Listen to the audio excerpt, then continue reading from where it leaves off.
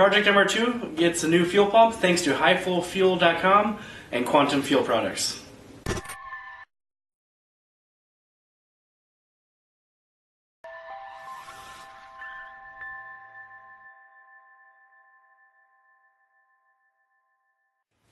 So this is the MR2's fuel tank. You can see it's quite small in shape. It's long. I'm guessing it holds about 8 to 10 gallons. I didn't actually look at the spec up on it, but the stock fuel pump only flows 190, 185 liters per hour. And granted, that's enough for the stock 4AG engine, but who knows what I'm going to be doing with the car in the future. This gas tank sucks to take down. I reached out to Quantum Fuel, and they actually decided to help sponsor Project MR2 for the channel. It's the first real sponsor for the MR2. They sent us a fuel pump. Now, I'll be honest, when researching for a fuel pump, they were actually the most cost effective. I don't know about every car, but literally the kit was only about $89 to get the fuel pump. And I was looking at spending $150 to get a factory fuel pump without all the products I needed to actually get it to sit inside this fuel tank. And so they provided me with everything I actually need to adapt the Walbro 255 fuel pump to my MR2 gas tank. They had a kit already for the MK1 MR2. They also had for other MR2s. And they actually had a E85 fuel pump, which is, I think, 350, 385 liters per hour. Something way higher than I needed, which it could be cool for the future, whatever I'm going to do. But I feel for the factory setup, it might bypass my fuel dampener and fuel pressure regulator, and I have to go to a full aftermarket setup. This is going to be good enough for me to run stock fuel, or stock motor, maybe some power adders later.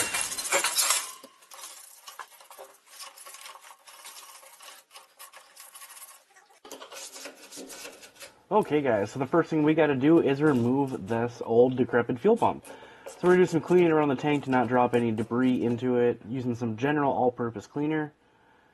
Straightforward, and then just remove the 10mm bolts to the sending unit. And we're going to easily pry up on the sending unit itself without breaking anything. And you can just see the amount of rust that is on this thing. This tank needs to be cleaned out. But the fuel pump is toasties.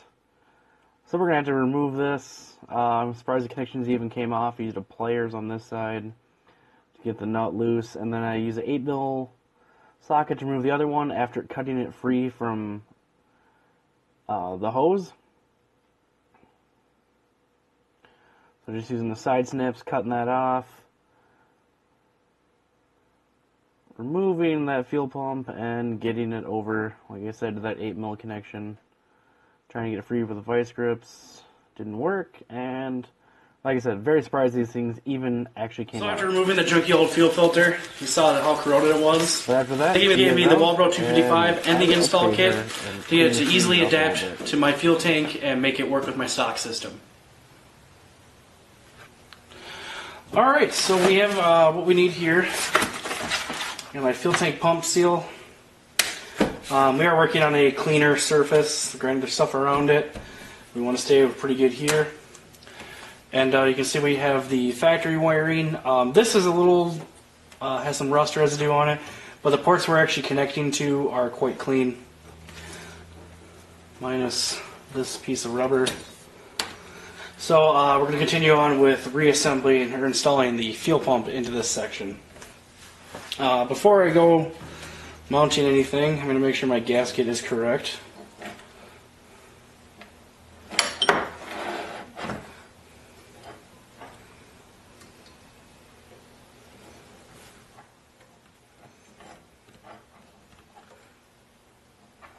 And it looks like we are. So we're going to put this gasket in place. It's got a couple of little hole finders so that it sits just nicely snug. You can see, drain plug. Pull these through. And our new seal is installed.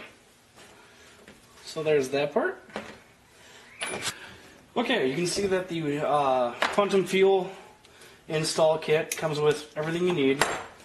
You get the Walbro 255 fuel pump, rubber grommet for installing, a new pickup strainer, a couple of butt connectors,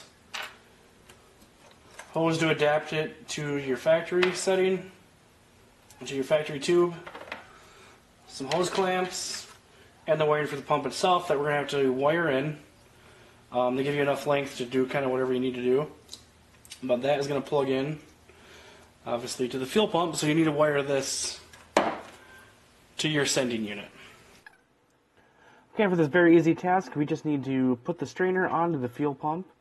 Pretty straightforward. Go onto the bottom, clip it on, take off the safety caps to the fuel pump, put the rubber hose on with a couple hose clamps, loosen the hose clamp on so you can actually get it onto the fuel pump, place the rubber mounting sleeve onto the bottom of the fuel pump, put it into the sending unit, match up your hose trim to what you need. Figured I just need to cut that little bit off with a side cutters and just get it to slide on easier to the tube. Just use a little bit of silicone or petroleum jelly as I'm using. You can see I had a little rough case. Put it on. Now I can put some petroleum jelly on the stem and the hose itself and get it to slide right on.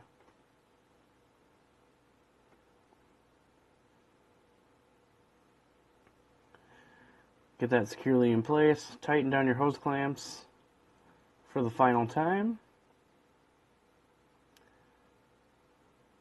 And we're going to wire it in. So use the plug. Red is power, black is ground. Pretty straightforward. Slide that into the pump. You'll have a very firm connection. And just trim your wires off. I don't need them quite so extensively long, so they give you enough. Use the side cutters, figure out where you're going to cut them at, and then use the supplied butt connectors to finish installing them.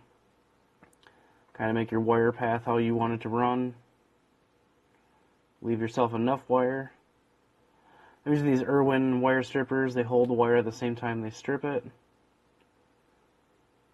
So you can make sure it's a very clean, precise wire strip.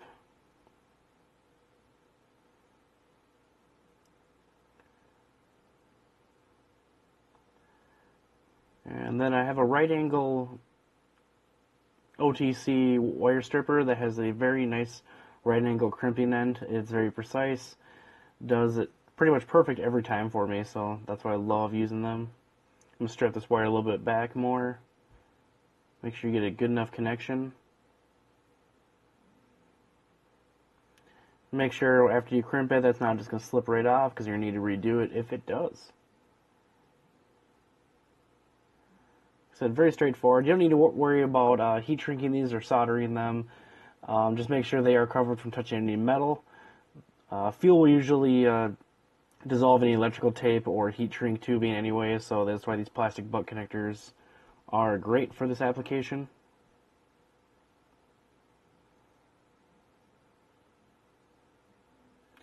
And then we're going to get it in, do the ground side. Leave a little bit extra space on this ground wire because I don't want it to get pulled tight against the sending unit itself and then going to cause it to, lose ground or short out. So we don't want to be doing that. So make sure you give it enough leeway.